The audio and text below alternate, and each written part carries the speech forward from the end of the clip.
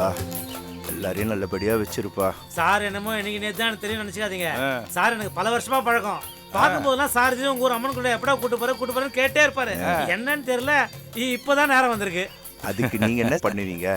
யாருக்கு எப்போ தரிசனங்கிறது அந்த அம்மனோட உத்தரவு. அதை யாரால சார் மாத்த முடியும்? கண்டிப்பா கண்டிப்பா. ரொம்ப கரெக்டா சொன்னீங்க சார். எங்க ஊர் அம்மனோட சக்தியே தனி. அதை சொன்னா புரியாது, அனுபவிச்சாதான் புரியும். எது எப்படியோங்க, நீங்க வெளியூரா இருந்தாலும் எங்க ஊர்ல இருக்கிற அம்மன் பேர்ல நம்பிக்கை வச்சு வெள்ளிக்கவசம் சாத்தணுங்கிறதுக்காக இங்க வந்தீங்க பாத்தீங்களா, அதாங்க எங்களுக்கெல்லாம் ரொம்ப பெருமை. ஐயா, நான் இன்னைக்கு இவ்வளவு பெரிய மனுஷனா இருக்கேன்னா அதுக்கெல்லாம் காரணம் இந்த அம்மன் தான். இந்த அம்மனுக்கு செய்யாம வேற யாருக்கு செய்ய போறேன்? சார் இன்னைக்கு கோயில்ல அம்மனுக்கு வெள்ளிக்காப்பு சாத்தினதோட நிறுத்திடுவாரு நினைக்காதீங்க. இது ஆரம்பம் தான். இன்னும் என்னென்ன செய்ய போறாருன்னு பாருங்களேன். ரொம்ப சந்தோஷங்க. ஆமா, சமீபத்துல நடந்த திருவிழால ஏதோ அசம்பாவிதம் நடந்ததா கேள்விப்பட்டேன். ஆமா சார், அது நாங்க யாருமே எதிர்பார்க்காம நடந்த விபத்து. சாமி நகைக்கு ஆசைப்பட்டு எந்த பாவியோ செஞ்ச வேலைங்க அது. இந்த காலத்துல இப்படியும் ஆளுங்க இருக்காங்க பாருங்க. அந்த நகைங்களை பாதுகாக்க நீங்க ஏதாவது ஏற்பாடு செஞ்சா அதோட மொத்த செலவையும் நானே ஏத்துக்கிறேனே. ஐயா, காலம் ரொம்ப கெட்டு கிடக்குது. ஜாக்கிரதையா இருக்கிறது நம்ம கடமை. அந்த நகைங்கள்லாம் ரொம்ப பாதுகாப்பான இடத்துல தாங்க இருக்கு. இன்னும் சொல்ல போனா அந்த நகைங்க எல்லாத்துக்கும் நானு, கனகசபை, இந்த ஊர் பெரியவர் சொக்கலிங்க ஐயா 3 பேரும் தாங்க பொறுப்பு. எங்களை மீறி எதுவும் நடக்கிறதுக்கு வாய்ப்பு இல்லைங்க. ரொம்ப சந்தோஷம். உங்களுக்கு எப்போ எந்த உதவி தேவைப்பட்டாலும் சாரதி கிட்ட சொல்லி அனுப்புங்க. அடுத்த நிமிஷமே நான் இங்க வந்து நிப்பேன். கண்டிப்பா சொல்லி அனுப்புறேங்க. அப்போ நான் வரட்டுங்களா சார்? ரொம்ப சந்தோஷம், வாங்க சார். நானும் உங்க கூட வரேன். எனக்கு கொஞ்சம் வீட்டில் ட்ராப் பண்ண முடியுமா? தாராளமா வாங்க. வரேங்க, வரேன்.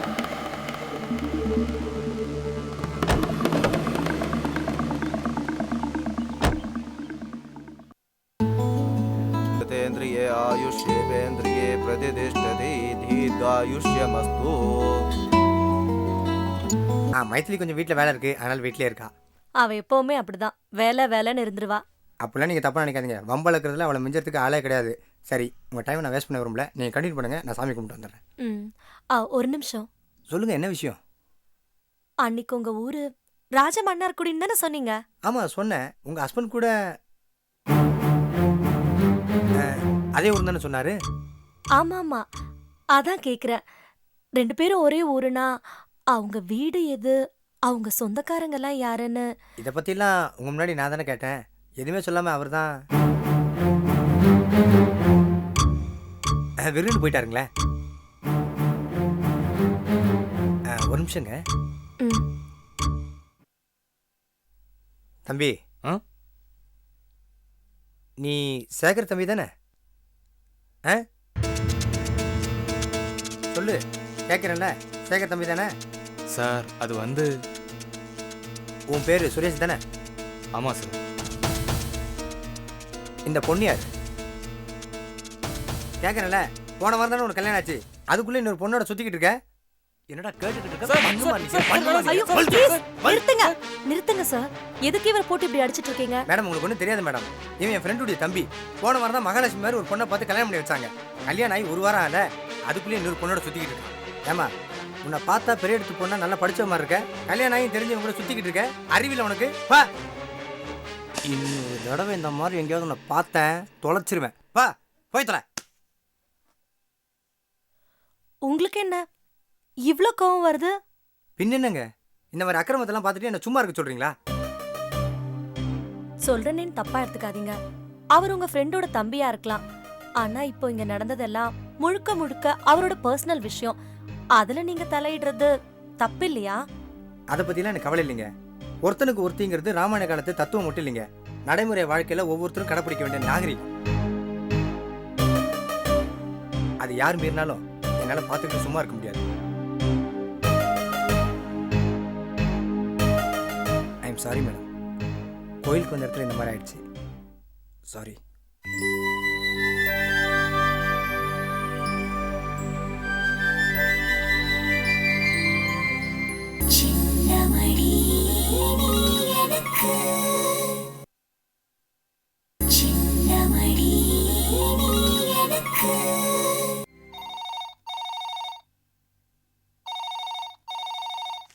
ச்சே, பேப்பர் படிக்க கூட முடியல.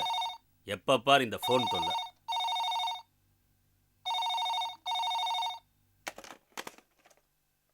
ஹலோ. பக்கத்துல இருந்து பேசினாலே பாதி தான் கேட்கும். போன்ல பேசணும்னு ஆசையா? நீ எடுக்க போறேன்னு தெரிஞ்சா நான் வந்திருக்க மாட்டேன்ல. ஏன் தொண தொணன்னு பேசிட்டு இருக்கீங்க? அவங்க யார் பேசுறாங்கன்னு ஒண்ணும் கேட்க மாட்டேங்குது. இதுல ஒன்றும் குறைச்சல் கிடையாது. ஹலோ, யாருங்க? சோமசுந்தரமா? இருக்காரு. நீங்க யார் பேசுறீங்க? ருக்மணியா? என்ன விஷயமாங்க? குடு. லேண்ட் விஷயமாவா? குடு. ஏன் இப்படி அவசரப்படுறீங்க? Hello madam. நான் நல்லா இருக்கேன். என்ன மேடம் உங்களை பார்க்க கசக்குமானே? கண்டிப்பா வரேன். ஐயோ அப்படி சொல்லாதீங்க, எனக்கு ரொம்ப கூச்சமா இருக்கு. உங்க கூட வரதுக்கு நான் கொடுத்து வச்சிருக்கேன் மேடம். ஏசி கார்ல சவாரி, 5 ஸ்டார் ஹோட்டல்ல சாப்பாடு, அப்புறம் என்ன பார்த்துடலாம் மேடம். பார்த்தாதான் ஒரு ஐடியாவே வரும். அதாவது அந்த 13 ஏக்கரை அப்படியே வித்துடலாமா இல்ல பிளாட் போட்டு விற்கலாமான்னு நாம ஒரு ஐடியா பண்ணிடலாம். நீங்க கவலையே படாதீங்க, கண்டிப்பா நான் உங்க பக்கத்திலேயே இருப்பேன். நீங்க எப்ப கூப்பிட்டாலும் நான் வருவேன். Okay madam, thank you.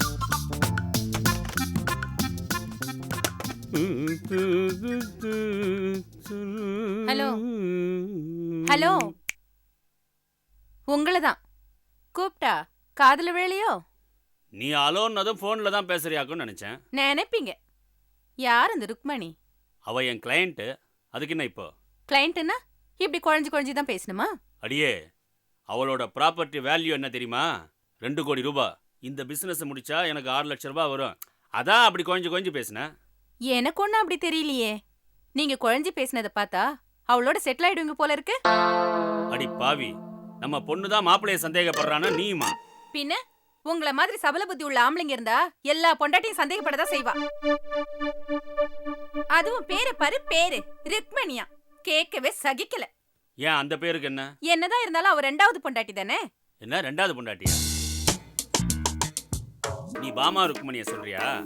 ஆமா, நான் பெரிய கிருஷ்ண பரமாத்மா, நீ சத்யபாமா. ருக்மணியை சந்தேகப்படுறியா? இந்த பார், உலகத்துல இருக்கிற எல்லா ஆம்பளைங்களும் சபல புத்திக்காரங்க இல்ல. ஒருத்தர் 2 பேர் என்ன மாதிரி நல்லவங்களும் இருக்காங்க.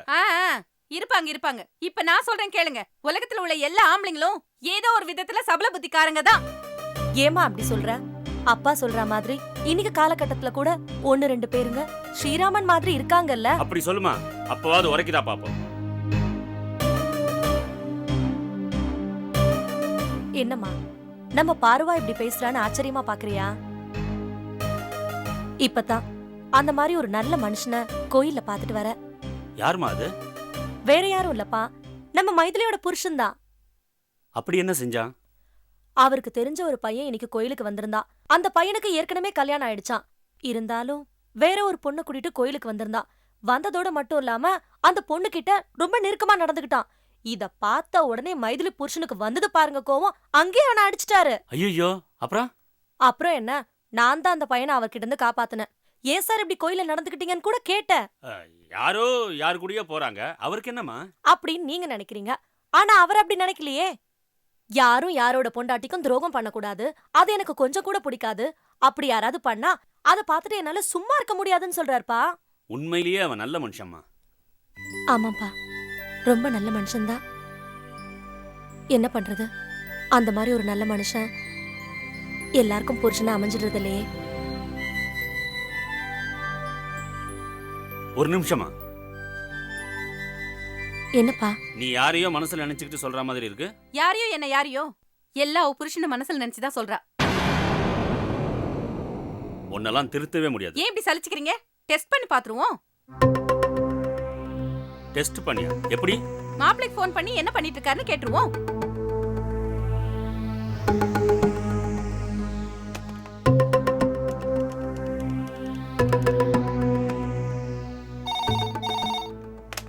ஹலோ. ஹலோ, டாக்டர் சிவா ஹாஸ்பிட்டலா? ஆமாங்க, நீங்க யாரு? நான் டாக்டர் சிவாவுடைய மாமியார் பேசுறேன். டாக்டர் இருக்காரா? இல்லைங்க மேடம். சைலஜா டாக்டர்? அவங்களும் இல்லைங்க மேடம். எங்க போயிருக்காங்க? மேடம் 2 பேரும் ஸ்டார் ஹோட்டல் போயிருக்காங்க.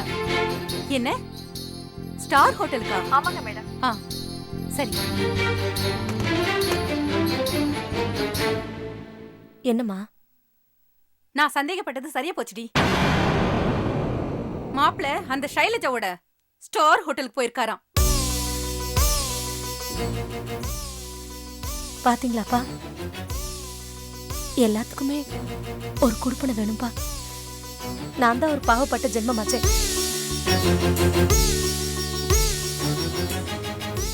ஏண்டி குடும்பத்துல குழப்பத்தை உண்டாக்குற?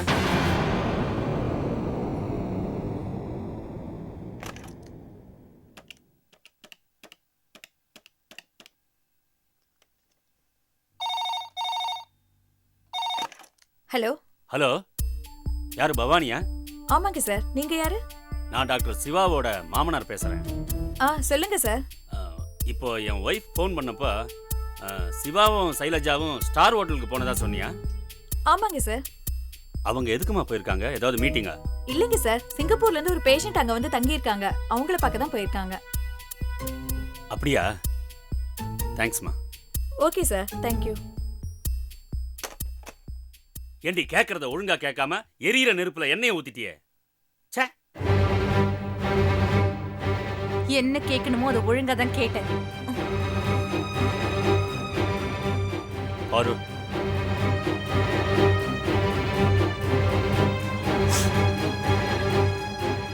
மறுபடியும் ஆஸ்பத்திரிக்கு ஃபோன் பண்ணி பேசணுமா?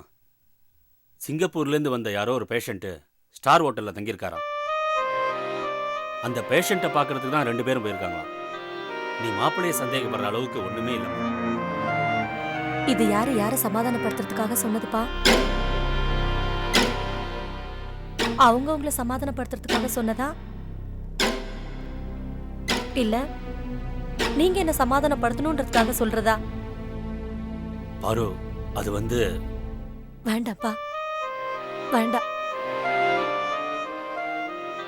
இத்தனை வருஷ தாம்பத்திய வாழ்க்கையில எது உண்மை எது சமாதானம்னு எனக்கு நல்லாவே புரியும்பா.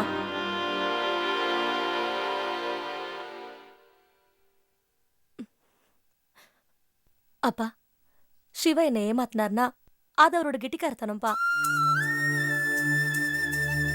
என்ன நானே ஏமாத்திக்கிட்டா அது என் முட்டாள்தனம்.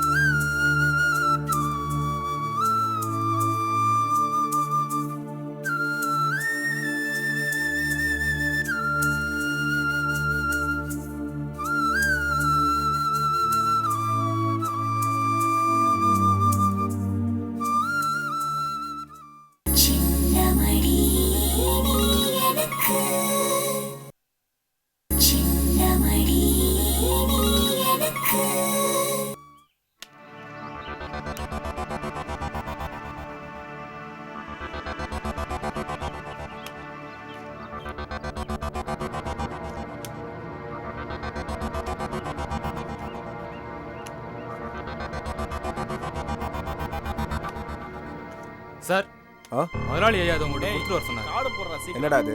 போடுறேன். நீங்க தர வேண்டிய பாக்கியா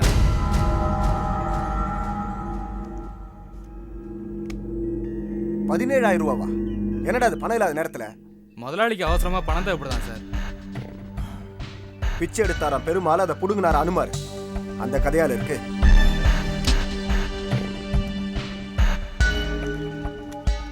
இதுல 3000 ரூபாய் இருக்கு. முதல்ல இதை கொண்டு போய் கொடு, மிச்சத்தை அப்புறமா தரேன்னு சொல்லு. இந்தா. சரி சார். கிளம்பு. தலை, ஊருக்கே படியா இருக்கிறது பெருமை இல்ல, அவரு பிச்சை எடுக்கிட்ட தப்பு இல்ல. நானாடா பிச்சை எடுக்கிறேன்னு சொல்றேன்? என் பொண்டாட்டி என்ன எடுக்க வைக்கிறா. அவங்க எடுக்க சொன்னா நீங்க எடுத்துறதா? உங்களுக்குன்னு உரிமை இல்ல? எப்படியாவது போராடி உரிமையை வாங்க வேண்டியது தானே? அதை வாங்குறதுக்கு தானே நான் போராடிக்கிட்டு இருக்கேன். அவ தான் தரமாட்டேன்னு அடம் பிடிக்கிறா. சரி, எனக்கு தான் மசியில, நீங்களா மிரட்டி வாங்குவீங்கன்னு பார்த்தா நீங்களும் வேலைக்கு ஆகாமல வந்து நிக்கிறீங்க. என்ன தலை அப்படி சொல்லிட்ட? அன்னைக்கு உன் வீட்டுக்கு போய் உன் பொண்டாட்டியை மிரட்டிட்டு வரல, அதோட விட்டீங்களேடா.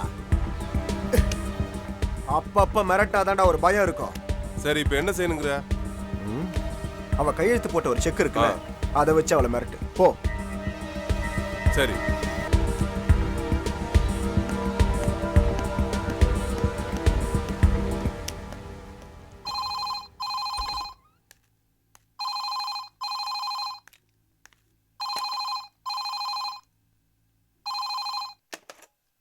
Hello, Shailaja here.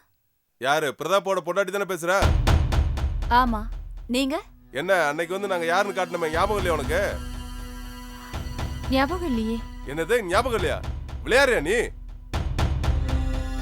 அன்னைக்கு நாங்க வந்து பிரதாப் எங்களுக்கு பணம் கொடுக்கணும், அவனை நம்பி நாங்க பணம் கொடுக்கல, உன்னை நம்பி தான் கொடுத்தோன்னு சொன்னமே, அதை கூட மறந்துட்ட நீ? மறக்கல. ஆனா பிரதாப் வாங்கின பணத்தை நான் ஏன் கொடுக்கணும்? ஏன்னா நீ அவன் பொண்டாட்டி. பொண்டாட்டியா இருந்தா அவர் வாங்கின கடனை நான் கொடுக்கணுமா? என்ன அவனே ஒரு பரதேசி, அவனை அடைப்பான். நீ தான் பணக்காரி, நீ தான் அடைக்கணும். அதுக்காக கண்டவனுக்கெல்லாம் பணம் கொடுக்க வேண்டிய அவசியம் எனக்கு இல்ல. என்ன நக்கலா? மரியாதையா பணத்தை கொடுத்துரு, இல்ல போல நாஸ்தி ஆயிடுவ. என்னால கொடுக்க முடியாது. உன்னால என்ன பண்ண முடியுமோ அதை பண்ணிக்க. வேணாம் கண்ணு, நீ தாங்க மாட்ட. அன்னைக்கு வீட்டுக்கு வந்த மாதிரி இன்னைக்கு ஆஸ்பத்திரிக்கு வருவோம். மொபைல் ஆஸ்பத்திரியே நாஸ்தி பண்ணிடுவோம். நானும் சும்மா இருக்க மாட்டேன், போலீஸை கூப்பிடுவேன். கூப்பிடு. உன் புடிச்சு எழுதி கொடுத்த புற நோட்டு, நீ கையெழுத்து போட்ட செக்கு எல்லாமே என் கையில தான் இருக்கு. போலீஸ் முன்னாடி வச்சே பஞ்சாயத்து பண்ணிக்கோ.